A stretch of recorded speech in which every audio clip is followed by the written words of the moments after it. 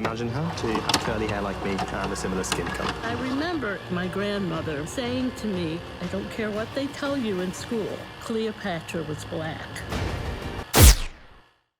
A few months ago, Queen Cleopatra, a documentary miniseries, came out. Immediately upon the trailer's release, there was massive controversy surrounding the series, and rightfully so. The controversy started when the show depicted Cleopatra as a black woman. Their primary defense being that we don't know who her mother is. Although technically true, they did also conveniently leave out the historical evidence that clearly shows what Cleopatra looked like. Cleopatra was a descendant of the Ptolemaic dynasty, a lineage which was primarily Macedonian, or as we'd call it today, Greek.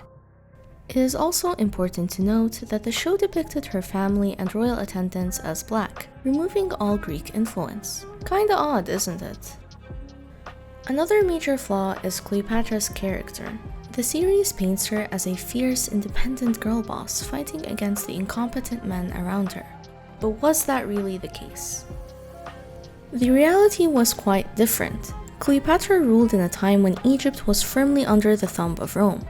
Despite the pretty picture the show paints, she was still a leader, and that includes making morally questionable decisions. From throwing lavish parties and celebrations to resorting to drastic measures within her own family, ultimately she was willing to do anything and everything to survive.